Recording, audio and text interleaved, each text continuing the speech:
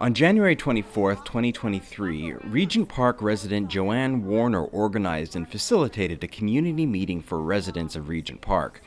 The meeting was attended by approximately 20 people, including children and 2 Toronto Police Service officers from 52 Division, and was held in the CSI Living Room space at the Daniels Spectrum building from 5 p.m. until 8 p.m.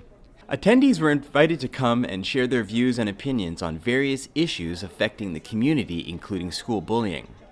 One of the issues that was discussed in the meeting was on the Regent Park Rezoning.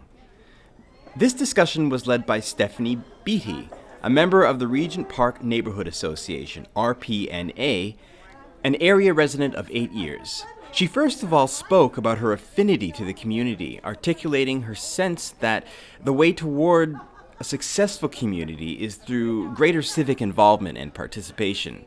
But her main contribution to the meeting was in her commentary about rezoning in both phases 1, 2, 3, and in 4 and 5.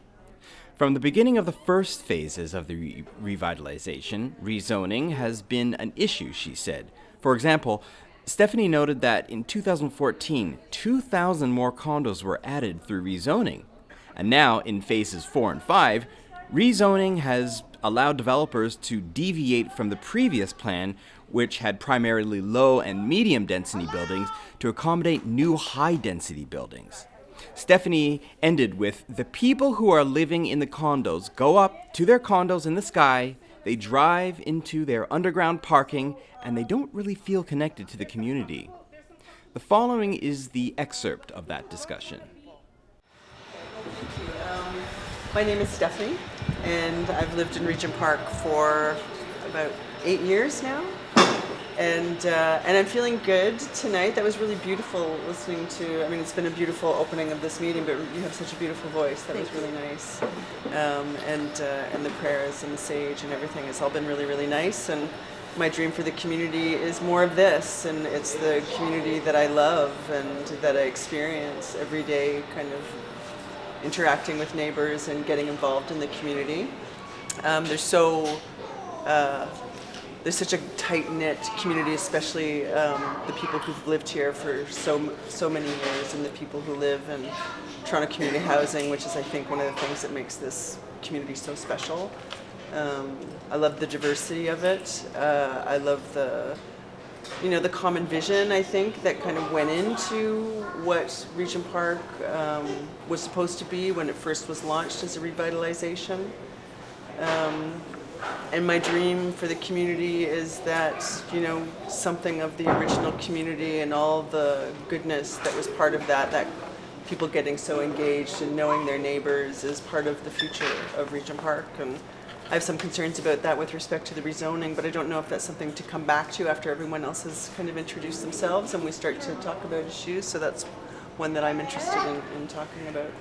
You could share a little bit, like a little bit of, just like... Oh, so the rezoning, I don't know how many people have heard about it or know much about it. Maybe you've heard about it. There's been lots of consultations over the last 2 years, I guess, led by Toronto Community Housing and the developer. There hasn't been very much led by the community, and from my perspective, and what they plan to do is to turn the final phases of Regent Park into a high-density, high-rise development, which, this community was never meant to be, all the consultations and planning, and we've got a legal plan in place that says this is meant to be a mid-density community where, they brought in more condos or more density in order to be able to afford the revitalization of the community housing.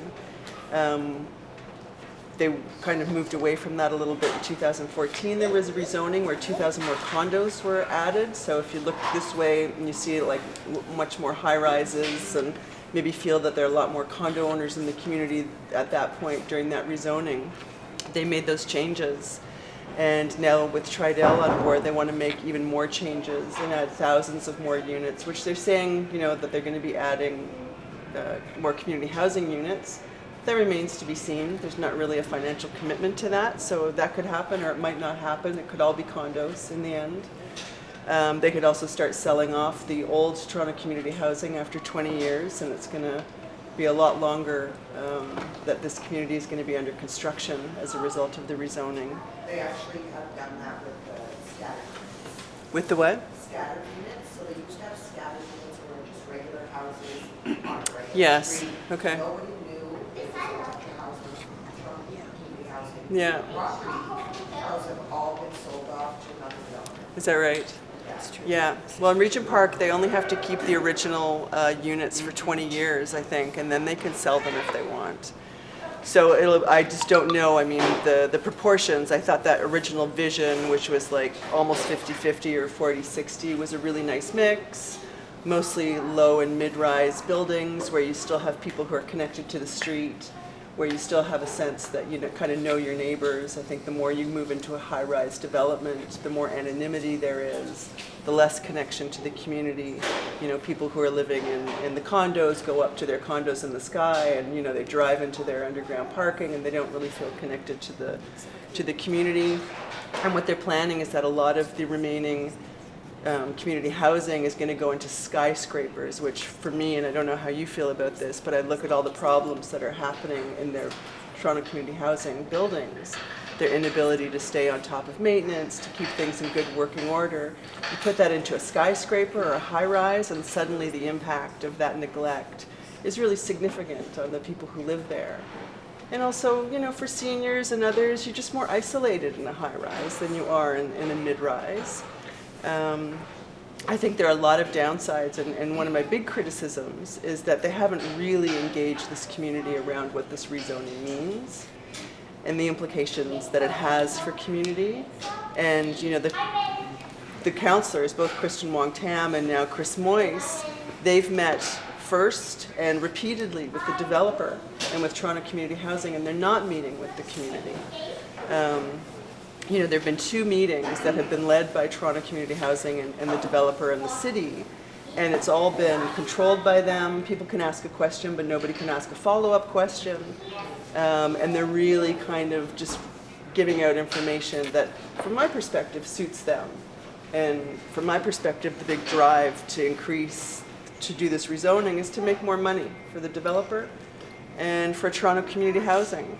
And personally, I think there are big negative impacts on the community. So that's my perspective, but what I was hoping, because I know people have different views on it, is that maybe we could come together as a community to at least get our councillor to come and meet with us as a community and answer all of the questions that we have about the rezoning, and to give us a really clear view of what it's going to mean for the community. And Yeah. children, and families with children. And not only that, families' dynamics are going to change. They're going to move you out, and then when you need to come back, you might have a bigger family. But they didn't take all of that into account. A lot of people are underhoused right now. Yeah. Like if they're even living in the community in new units, families are living in units that are too small for Yes. them because they haven't those family size units. And I believe Tridel has said that they're just building high-rises and no townhouses. They're only building mid and high rises, which is, they shouldn't be allowed to do that, because we've got what's called a secondary plan in place for the community, and it stipulates, and it's legal, that this community is to be primarily low and mid-rise. They've eliminated all the low-rise units. They're doing none in the final 2 phases. It's all mid-rise, closer to Cabbage Town, so they've stepped down because they don't want to alienate Cabbage Town. So the lower buildings are there, and as a result, they've pushed, and it goes against all city guidelines. They've pushed skyscrapers and high-rises all along Oak, which is a 4-block street. And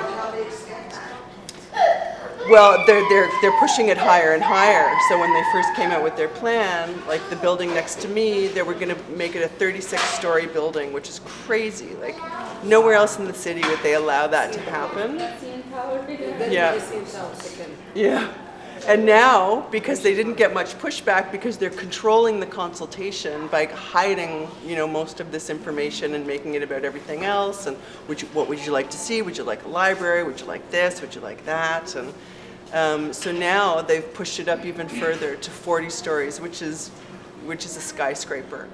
And they're going to have another almost 40-story building at the end. We're going to have a wall of tall towers along our park, which you know, I mean, the park right now is a really intimate space for people, families, especially with young kids. Like, everyone knows one another.